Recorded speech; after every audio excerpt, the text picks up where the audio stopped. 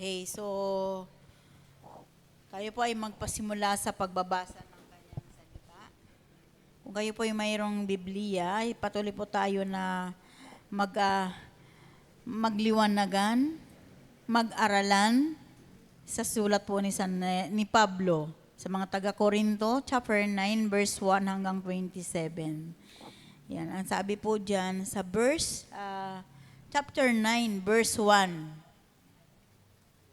hanggang 27 na po yan. So inubos ko na po yung isang chapter. Sabi po dito, mga karapatan at tungkulin ng isang apostol. Hindi ba ako malaya? Hindi ba ako apostol? Hindi ba't nakita ko si Jesus na ating Panginoon?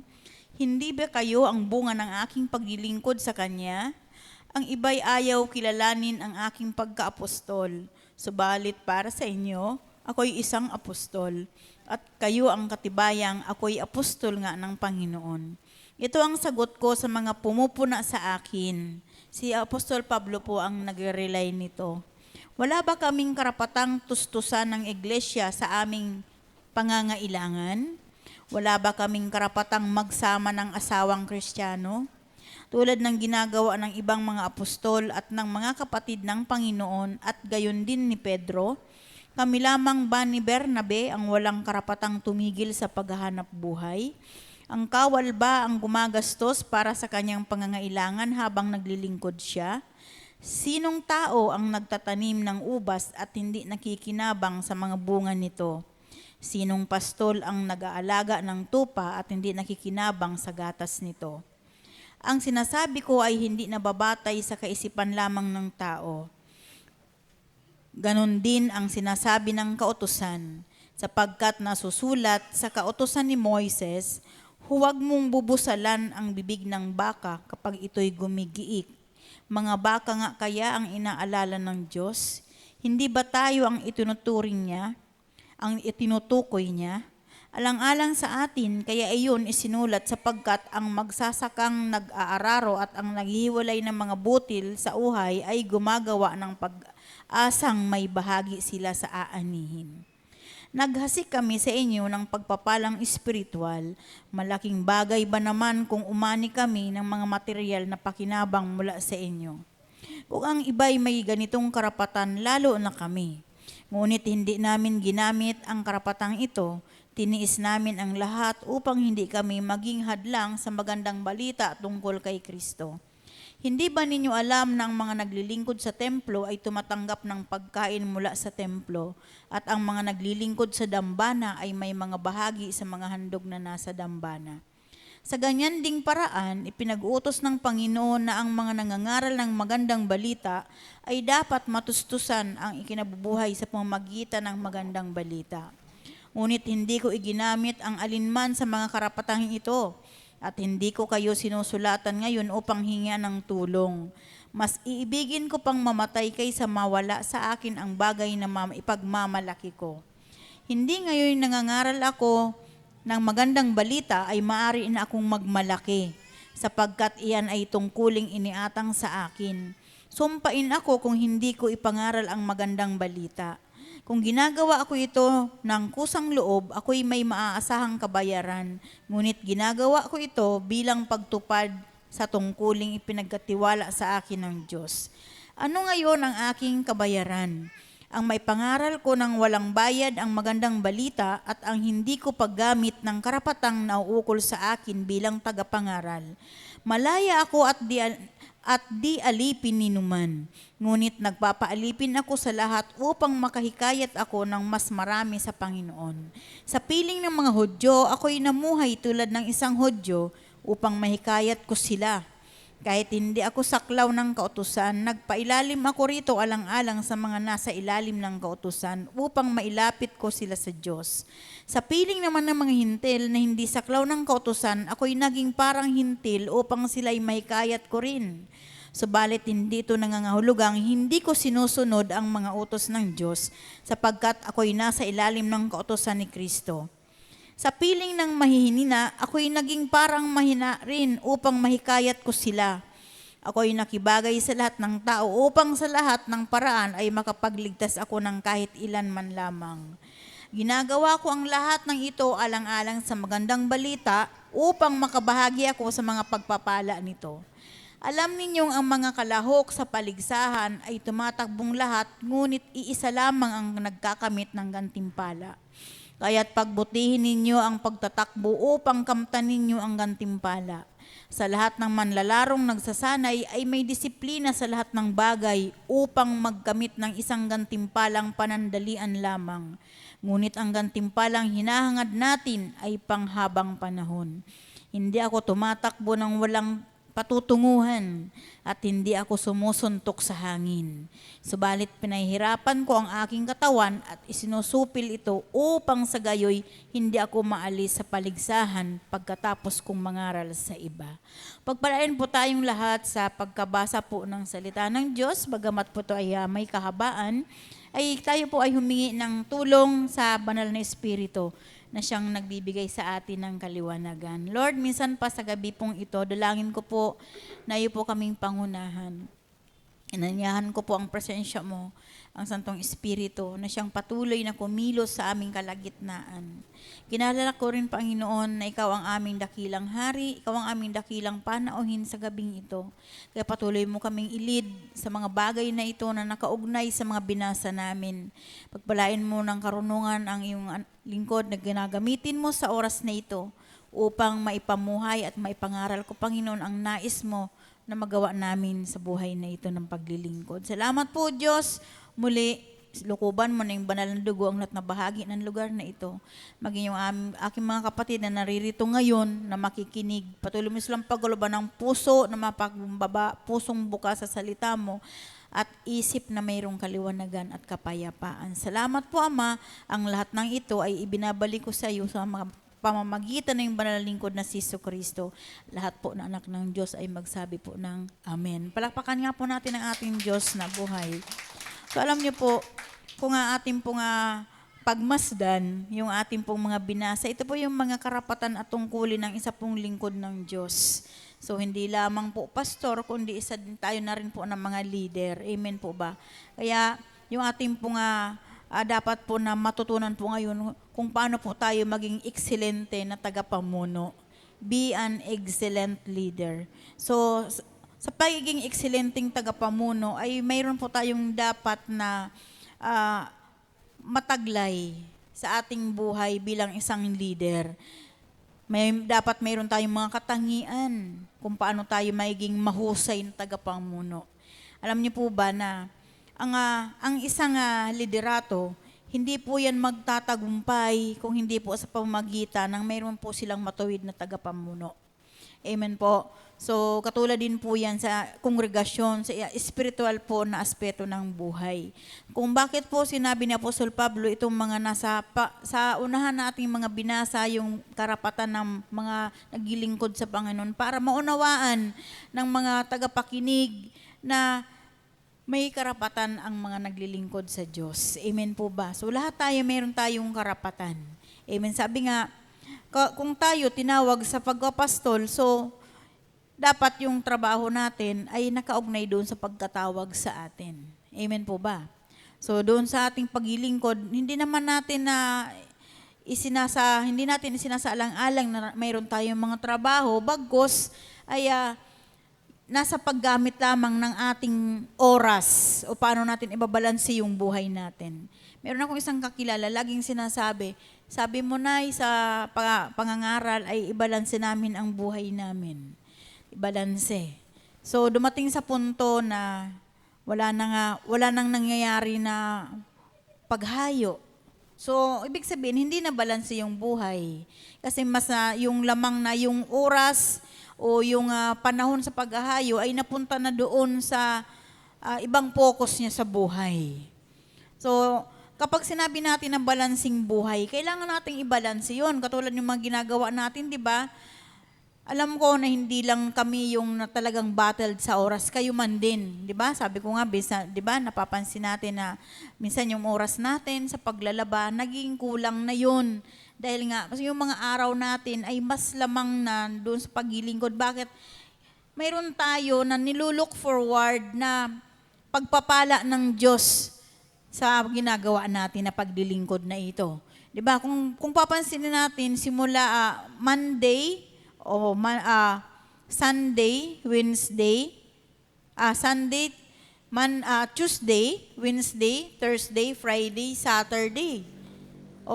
Ilang araw 'yon na nandoon yung araw natin sa Panginoon. Yan. So, pero hindi naman lahat ng araw na yun ay ginugugol natin lahat, di ba po? May oras lang po. So, doon sa mga araw na yun, may mga nagagawa pa, nakikita ko nga kayo, may nakakapaglaba pa kayo pag galing sa paghayo. So, ako grateful ako doon sa mga pagkakataon na nakikita ko kayo na ikauuwi lang. Sabi ko nga, kalalagay lang siguro ng mga bag nito, maya-maya nagpapaalam na magpipray na sila. O, di ba? So, it's a matter of balancing a life. Kung paano natin ibabalanse yung buhay natin na pinaglilingkod at yung buhay natin sa pamilya natin, yung buhay natin na ibinibigay sa Panginoon. So, sa pagiging mahusay na tagapamuno, so ako naniniwala na kayo ay magiging mahusay na mga tagapamuno. Darating ang panahon, yung iba sa atin na wala pang hinahawakan ng mga outreaches, magiging excellent leader sila. So, kailangan na ayunuhan natin yun. So, magpa-equip tayo nang sa ganon ay maging mahusay tayong tagapamuno. So, kung ating papaiksiin lamang yung isang mga katangian para maging mahusay na tagapamuno. Wala ba kayo na si Paul ay mahusay na tagapamuno? Mahusay siyang tagapamuno. Kaya nga niya, nasasabi yun kasi yun yung nasa loob niya eh. Parang yun yung nag-uumapaw yung passion niya na sa pagiging apostol niya na maipangaral ang mabuting balita. Sabi nga, di ba nagsisikap siya, nakibagay siya sa mga tao, na kung nakita niya na mahina yung tao, pinakibagayan yung kahinaan ng tao para lamang maligtas ito. Madala niya sa paanan ng Panginoon. So, bago nangyari kay Paul yung pagiging ekselente niya na apostol, na lingkod ng Diyos, ay mayroon siyang isinaalang-alang sa sarili niya. So, lahat tayo na nag-aspire o lahat tayo na nagsisikap na maging mahusay na leader sa isang, tulad niyan, leader ng kalalakihan, ng kababaihan, mayroon dapat tayong mga isasaalang-alang na mga katangian sa buhay natin. Amen. How to be an excellent leader.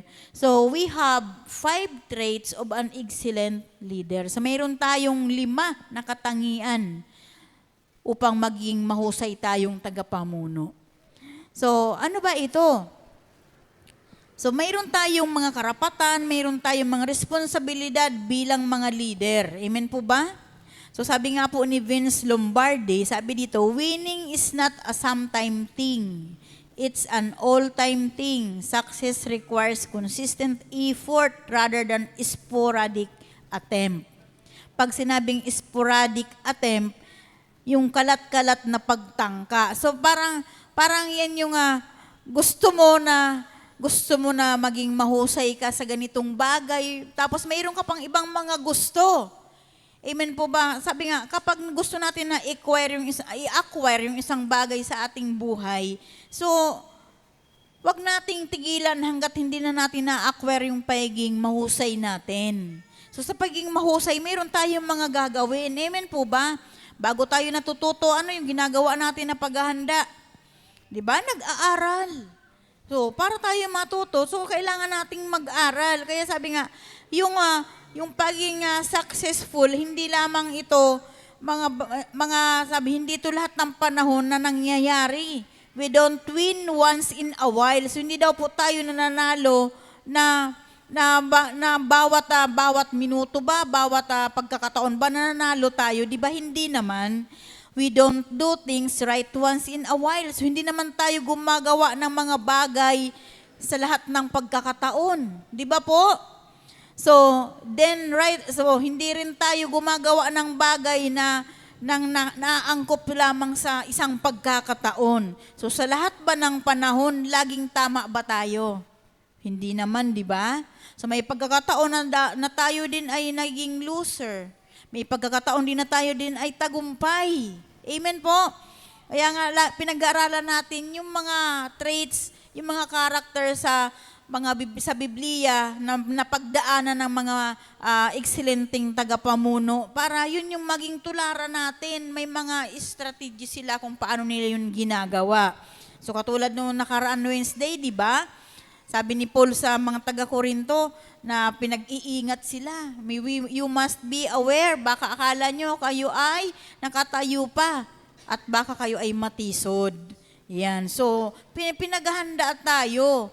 So, sabi dito, winning is a habit. Unfortunately, so is losing. So, sabi nga, yung pagiging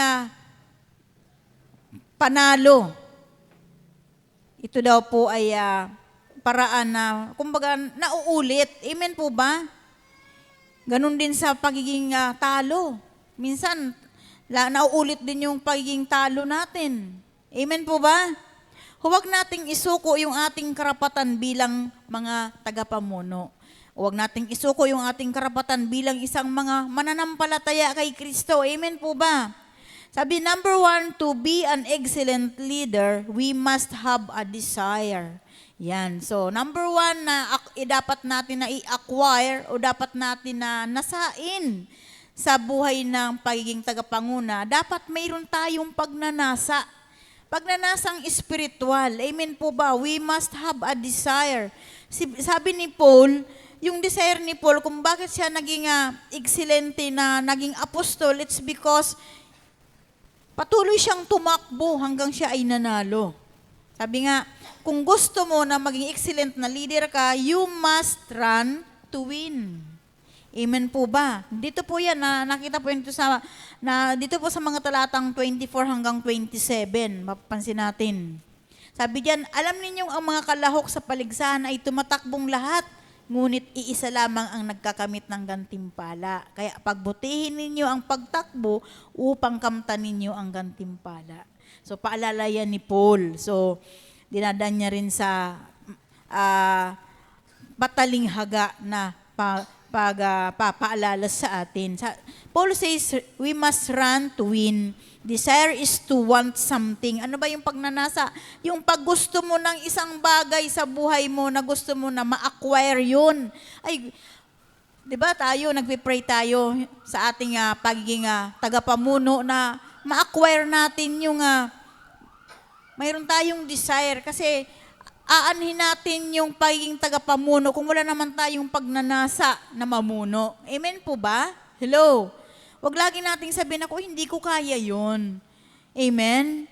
Sabi nga, ang isang bagay, hindi natin yan makakamit kung wala tayong pagnanasa sa buhay natin. Amen po ba? Sa pasimula, baka hindi natin nakikita na mayroon tayong pagnanasa, pero habang tayo ay nandoon na sa sitwasyon na yun na kailangan nating mamuno, unti-unti, magkakaroon ka na ng mga bagay. Ina-acquire mo na yung mga bagay na ganito, dapat ganito sa pinamumunuan ko, dapat ganito yung mangyari, dapat mayroong pagkakaisa, dapat nagkakasundo kami, dapat iisa ang damdamin namin. Di ba? Di ba tayo ng mga tagapamuno, nag-acquire ba kayo sa inyong mga pinamumunuan? Di ba? Lahat tayo, mayroon tayong ganun. What does it take to make a pro athlete? It begins with burning desire to compete and win. So ano daw ba yung dapat na i-take ang isang atleta? Ano ba yung dapat niyang i-acquire para makapagpasimula siya na compete siya para siya'y manalo.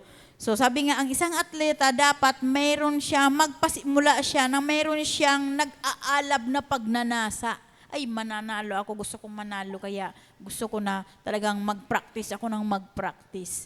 Di ba tayo sa ating pamumuno, Lord, gawin mo nga maganda yung pamumuno ko nang sa ganun ay mas tumagal ako sa serbisyo, maintindihan ako, maunawaan ako, magustuhan ako ng mga nasa ilalim ko. Amen po ba?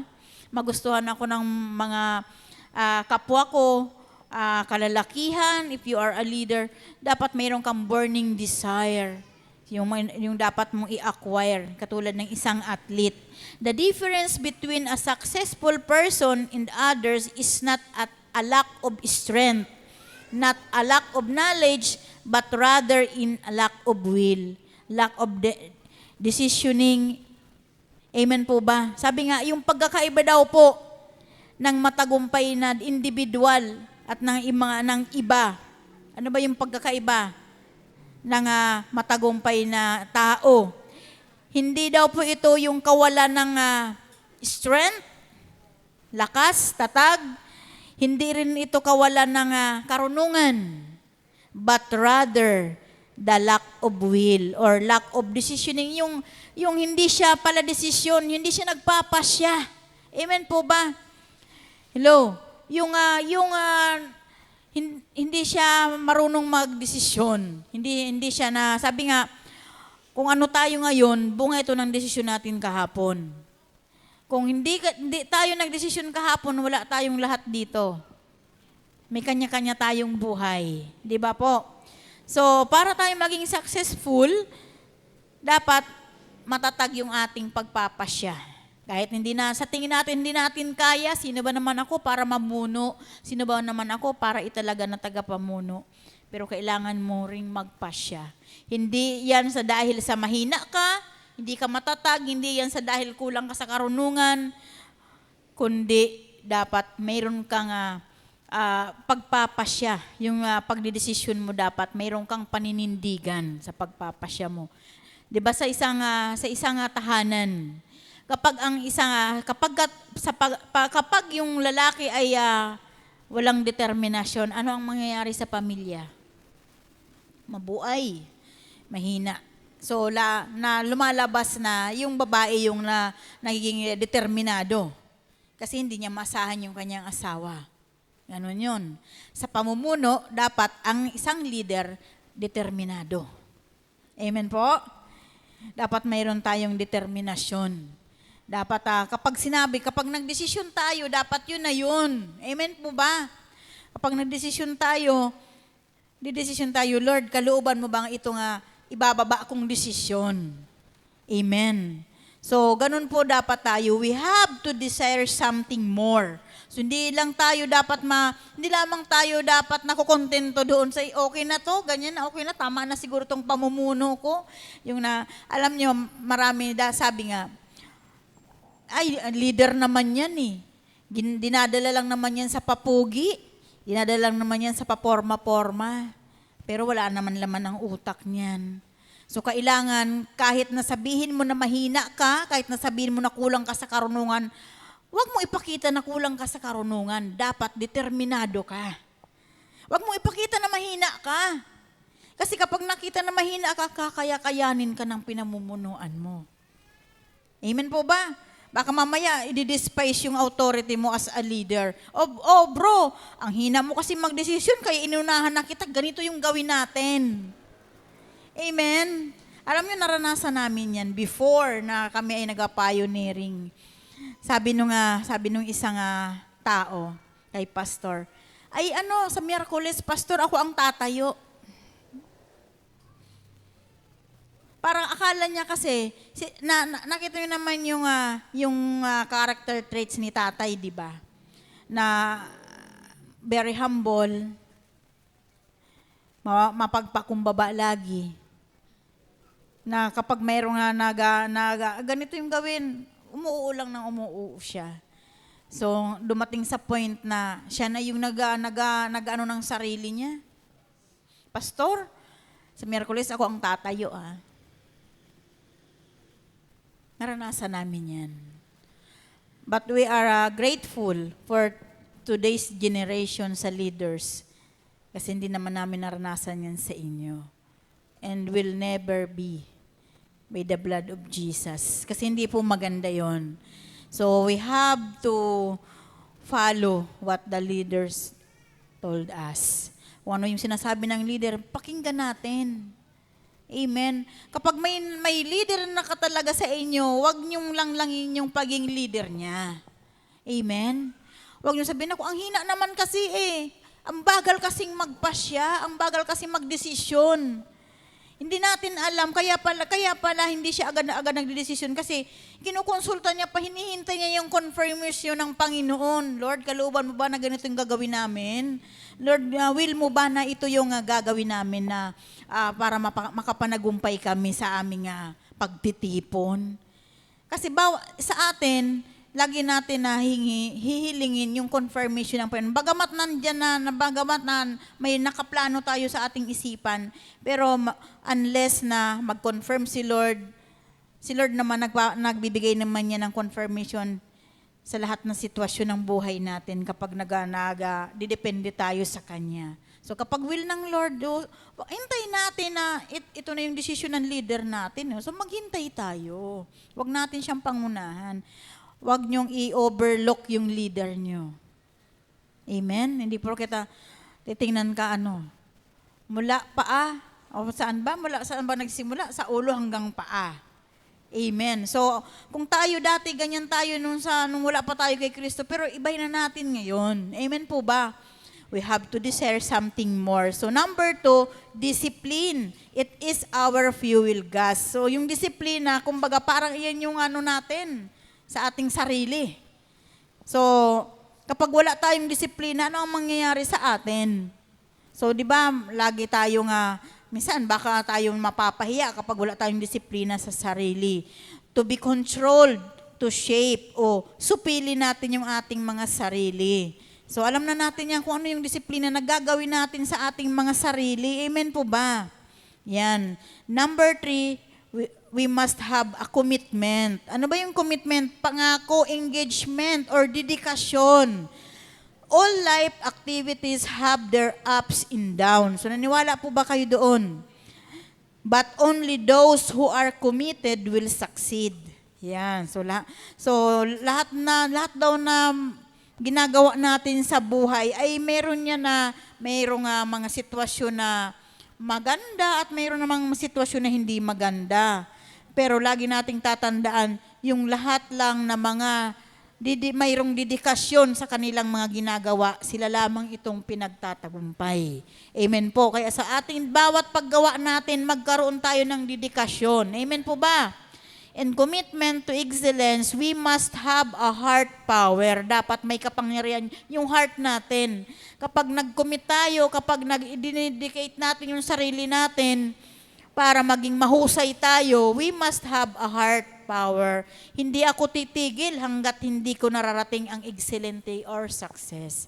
So dapat mayroon tayo, hindi tayo titigil. 'Di ba? Dapat mayroon tayong mayroon yung sabi nga yung burning heart natin, yung passion natin. Huwag kayong tumigil hanggat hindi nyo nadadala sa paanan ng Panginoon yung mga pinupuntahan yung kaluluwa. Amen po ba? Number 4 traits of excellent leader is sacrifice, yung pag-aalay. So, ang sakripisyo po kasi yan yung susi ng tagumpay. Naniwala po ba kayo doon? We must have a willingness to sacrifice. Dapat mayroon tayong gustuhin natin na magsakripisyo. Kahit na mahirap, dapat natin na italaga yung buhay natin. Sabi nga sa Hebrews 12:1, kaya nga dahil napapaligiran tayo ng napakaraming saksi, talikuran natin ang kasalanan at ang anumang balakid na pumipigil sa atin. Buong tiyaga tayong tumakbo sa paligsahang ating sinalihan. To sacrifice is to give up. Ang isang sakripisyo or ang isang pagsasakripisyo, dapat mayroon ka dyan na i-give up. Amen po ba? Mayroon ka dyan na papatayin. Hello? Katulad po yan ng halimbawa na lang, lagi natin hinahalimbawa ito noon pa man sa ating mga pagkatapatan sa Panginoon, sa ating mga pagsusuporta, sa inyong mga pagbibigay, paghahandog, mayroon kayong pinapatay doon sa inyong buhay o sa inyong mga sarili o sa inyong pamilya para kayo makapagbigay. Amen po ba? So lahat ng nagagawa natin ito. And number 5 traits, yung character, pagkatao or yung inwardness natin, yung kaloob-looban natin. Sabi nga sa isang kasabihan, sow an act and you reap a habit. Sow a habit and you reap a character. Sabi sa Tagalog, magtanim tayo ng gawa at mag-aani tayong lagi. laging magtanim at mag-aani tayo ng gawi or ugali. Yan. So isa po yan sa idioms po na pananalita. So sabi sa Hebrews 3:10, kaya't napuot ako sa kanila at sinabi ko, lagi silang lumalayo sa akin. Ang mga utos ko'y ayaw nilang sundin. Kaya't sa galit ko, ako ay sumusumpang hindi mararating ang lupang pangakong aking inilaan. Ito po yung mga bagay na sinabi ng Panginoon sa pamagitan ng kanyang salita. Sa isang tagapamuno, dapat yung mga nabanggit natin ay dapat natin itong pamuhayan, tayuan at i-acquire natin sa ating mga sarili. Yung pagnanasa, yung disiplina, yung dedikasyon at yung focus natin, yung pagsasakripisyo at yung kung paano tayo magkaroon ng magandang pag-uugali. Dapat yung ma-acquire natin. At ang kasunod niyan ay yung pagiging successful natin na tagapamuno.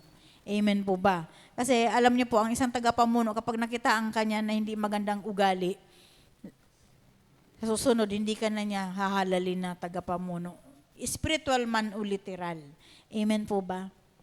Yan. So, dapat maging aware tayo doon sa ating mga sarili. Kung tayo, nag-acquire tayo na maging maganda, maging mabuti yung ating performance, siyempre, ine-expect din natin na mag-acquire din sila na nakikitaan natin ng magandang performance. Ako'y naniniwala na kayo, nag-expect kayo na maganda yung ugali namin na may impart sa inyo. Amen po ba? Kami din, nag-expect din kami na magiging maganda rin yung resulta ng pagtuturo namin sa inyo.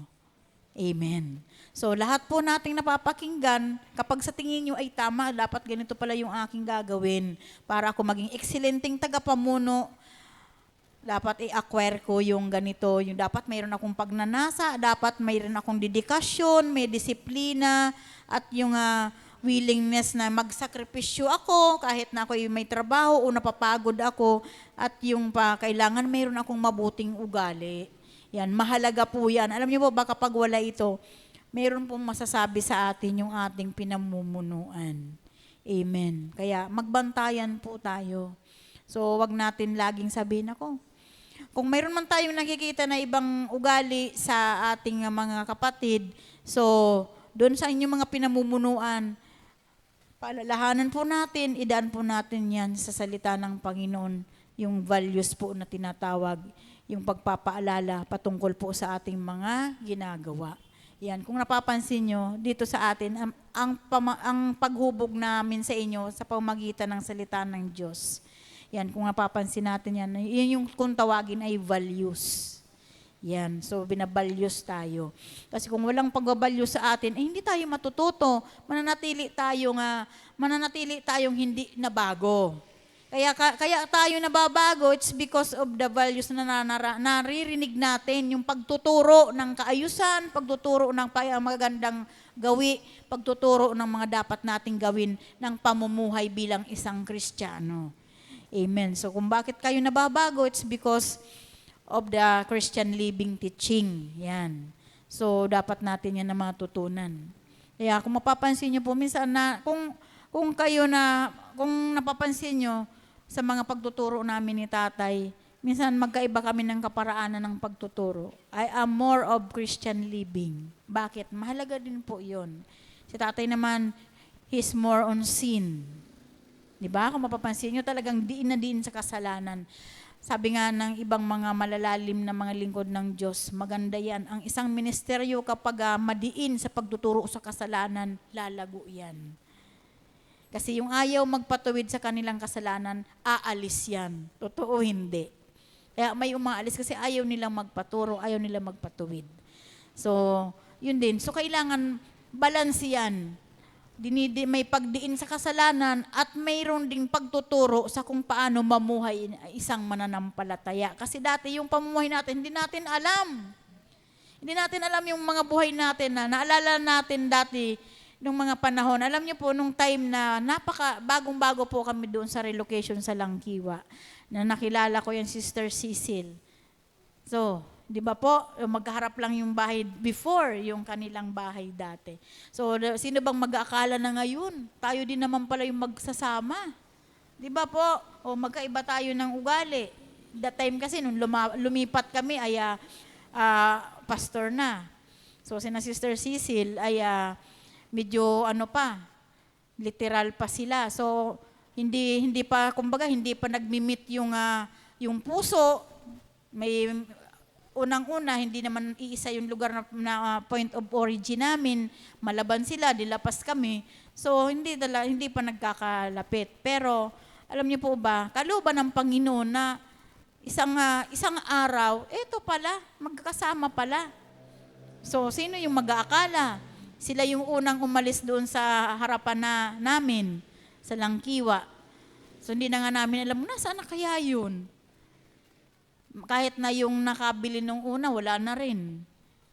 So, iyan yung sinasabi na ang Panginoon, maganda yung plano sa atin.